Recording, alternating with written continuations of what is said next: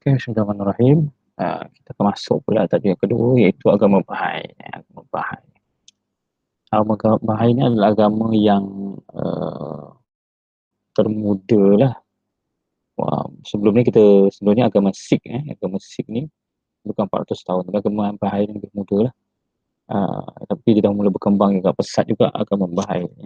Bahai adalah sebuah agama monoteism, iaitu dia percaya akan Tuhan itu tunggal, yang mengikuti ajaran pengasas mereka, iaitu Baha'u'llah. Baha'u'llah ini pada tahun 1817 hingga 1892. Agama ini diasaskan pada abad ke-19 di Iran oleh Mirza Hussain Ali Nuri, iaitu Baha'u'llah. Bahai merupakan salah satu daripada agama yang cuba menggabungkan beberapa agama yang berlainan sebagai satu agama. Jadi mungkin mereka melihat, saya nampak kalau daripada Iran ni dia ada elemen Syiah lah, Syiah. Dan dia ini adalah kalau kita nama dia mau Islam asalnya, tapi telah mempunyai kefahaman yang salah kerana pada masa ini penjajahan telah berlaku di seluruh dunia dan mereka hidup dalam keadaan terpaksa nak menyelamatkan diri, maka banyaklah perkara-perkara yang berlaku pada masa ini. Peristiwa ini pernah berlaku dahulu ketika zaman Andalusia, apabila kerajaan Isabella dan kerajaan Ferdinand berjaya mengalahkan Islam, dan kerajaan terakhir yang tumbang itu ialah kerajaan Granada, dan kemudian orang Islam disediakan kapal untuk balik ke Maghribi. Semua orang Islam dihalau daripada Sepanyol, disediakan kapal, masuk raja-raja dia sekali, masuk dalam kapal, kemudian mereka dibawa pulang ke Maghribi kerana dia nak jadikan Sepanyol tu 100% Kristian. Namun ketika orang Islam masuk dalam kapal-kapal yang disediakan itu, ketika berlayar saja, baru mula perayaan, kemudian mereka dibakar dan dibunuh. Menyebabkan orang Islam yang belum naik ini ketakutan dan mereka mengambil keputusan untuk murtad beramai-ramai. Walaupun mereka menipu lah, mereka terpaksa murtad beramai-ramai lah. Dan mereka masa ini maknanya dia mengamalkan Kristian punya, tapi di rumah dia akan sembahyang sebagainya. Dan kedua yang berlaku zaman penjajahan British di Goa, India, iaitu oleh Maharaja Akbar. Maharaja dalam di India ni kita ada satu dipanggil kerajaan Islam Mughal. Kerajaan Islam Mughal, Maharaja Mughal ini ada kerajaan Islam yang lama di India, dan salah seorang daripada Maharaja dia ialah Maharaja Akbar. Kalau kita pernah pergi Taj Mahal, Shah Jahan, Akbar ni ada yang Maharaja Akbar ini pada masa ini dia mengambil di tengah dengan satu agama baru yang dipanggil Din Ilahi. Din Ilahi adalah gabungan agama Islam, agama Kristian, agama Buddha. Oleh kerana orang-orang Portugis dan orang-orang Eropah telah datang ke India dan membawa agama Kristian, dan mereka takut dah dibunuh, mereka masuk agama Kristian.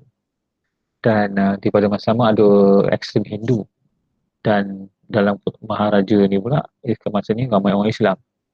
Dia untuk tidak mahu mereka bergaduh, maka dia ciptalah agama baru dipanggil Din Ilahi. Jadi Assalamualaikum dia pun diubah jadi Assalamu Akbar, sebab Maharaja Akbar ni lah. Namun Din Ilahi ini berjaya ditumpaskan dan dimurnikan oleh Shah Waliullah, dan dan Din Ilahi ini tak berjaya lah. Walaupun di peringkat kerajaan dia berjaya, tetapi di peringkat masyarakat Shah Waliullah berjaya menyelamatkan akidah umat Islam. Baik. Kemudian semasa zaman penjajahan Barat yang betul berluasa ke negara-negara sebelah sini, agama Bahai ini muncul lah, yang diasaskan Syed Muhammad Bashir. Agama ini muncul di Iran pada 1813 dan melanjutkan daripada Babaism yang diasaskan oleh Sayyid Ali Muhammad daripada Shiraz di 1950 Masihi. Agama Bahai adalah agama termuda, pengasasnya bahawa Allah menganggap bahawa setiap agama agung sampai ke dia pesuruh Tuhan.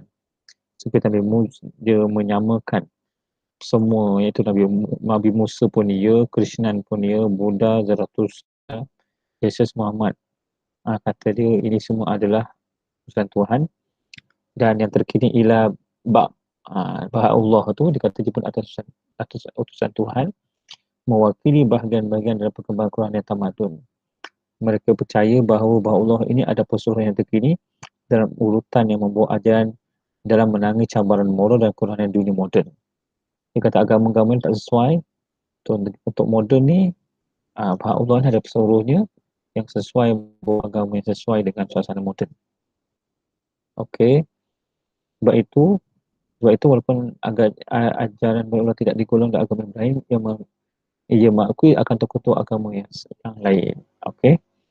Amanat utama pesanan Baha Allah ini adalah kemuliaan Tuhan lah.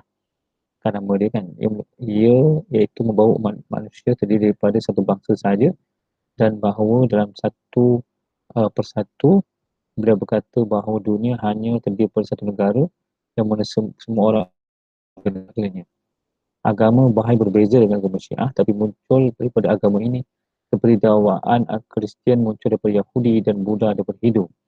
Terdapat 6 juta penganut Bahai yang ada di dunia ini, dan terdapat 200 buah negara, tapi markas utama dia di Israel, di Haifa, Israel. Okey. Apakah prinsip-prinsip utama mendasari konsep kesatuan agama Bahai? Agama Bahai ni, dia kata semua agama ni adalah satu.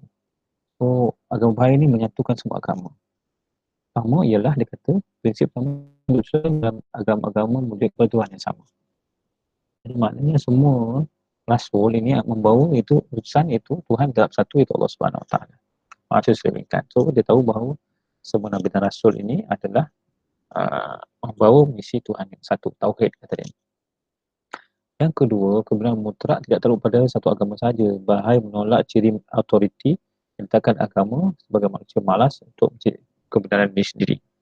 Maknanya dia kata Islam maknanya daripada Nabi Adam sampai ke Nabi Muhammad itu semuanya ada benar. So tak boleh tolak menolak. Semuanya adalah benar dan boleh amalkan mana-mana sahaja. Termasuklah yang Yahudi dan Nasrani. Sebab mereka ada dan mereka percaya juga agama-agama, oleh kerana agama-agama lain membawa kebaikan, maka dia adalah dia diiktiraf pengasas-pengasas agama-agama lain yang seperti Buddhism apa semuanya adalah daripada Allah SWT juga. Maka dia kata mereka berhak dan kita tak boleh kacau. Itu adalah agama mereka dan mereka semua benar, tidak ada masalah. Ini faham dia lah pluralism. Dan yang ketiga, keselamatan wujud dalam semua agama di akhir zaman. Kelak masyarakat Bahai yakin semua manusia akan menggunakan Bahai. Oleh kerana Bahai ini menaungi semua agama, maka dia kata untuk akhir zaman ni perkara yang agama yang paling relevan, yang paling sesuai ialah agama Bahai. Okey. Apakah pandangan Islam terhadap agama Bahai? Secara etimologinya, Islam berasal daripada perkataan salimah yang membawa maksud selamat dan aman. Manakala perkataan Islam dibentuk dari perkataan aslama yang bermaksud memelihara keselamatan dan kemudian penyerahan diri, tunduk dan patuh, jelas menunjukkan Islam merupakan agama yang sangat mementingkan persaudaraan dalam Islam. Tuntasnya, Islam bukanlah agama persisian perpecahan, tapi Islam sangat menganjurkan nilai toleransi atau hormat menghormati. Ini prinsip asas. Maknanya kita mengakui ada agama lain, tapi agama kita ada prinsip kita sebagai agama yang salimah, agama yang membawa kesejahteraan dan keselamatan. Sama ada untuk penganutnya, orang Islam ataupun penganut bukan Islam pun akan selamat. Dalam memperkatakan tentang hubungan antara agama, Islam juga menunjukkan sikap yang toleran dengan agama lain. Islam adalah satu agama yang mengakui kewujudan agama lain, tersebut dalam Al-Quran.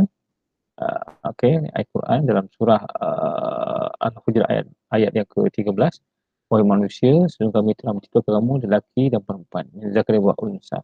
Kami jadikan kamu sebagai bangsa dan sekupak supaya kamu bukan kenalan yang berbah mesra atau sama lain, Sesungguhnya semulia-mulia kamu sisi Allah ialah orang yang lebih takwa di antara kamu, bukan dan lebih keturunan atau bangsanya. Sesungguhnya Allah mengetahui apa yang ada dalam pengetahuannya dan amalan kamu. Ini prinsip asas lah. Maknanya, okey, kalau ada agama lain pun kita li ta'aruf, saling saling berkenal-kenalan. Okey. Konsep kesatuan agama yang dibawa oleh Bahai menunjukkan ketuhanan Bahai mempunyai unsur pluralism.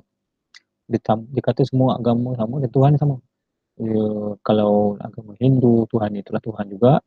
Buddha apa semua. Jadi cabaran pluralism merupakan satu ideologi yang menyamaratakan agama serta dan setara dan ajaran yang dianuti. Dengan tiga lain, seseorang percaya bahawa kebenaran atau keselamatan terdapat di setiap agama dan tidak agama yang dianuti, tak apa. Yang penting semua akan membawa keselamatan di dunia akhirat. Ataupun kalau dia tak percaya akhirat, kat dunia sajalah. Tak kepercayaan dan keselamatan. Agama hanya dianggap wasilah untuk menjawab kebenaran dan satu yang dikonsumsi untuk semua oleh agama. Oleh yang demikian, menurut fahaman pluralism, sebuah agama tidak berhak untuk menyatakan bahawa agama saja yang benar dan agama lain tidak benar.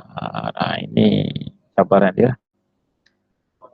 Apapun, menurut agama Islam jelas menunjukkan bahawa dengan kebenaran satu-satunya Islam itu, Islam adalah yang disebut dalam Al-Quran. Inna dina indallah al-Islam. Sebenarnya agama yang benar dan dari Allah SWT itu adalah Islam. Dan orang-orang yang Nasrani diberi kitab itu tidak berselisih antara agama Islam dan enggan menerimanya. Jadi kita tahu bahawa orang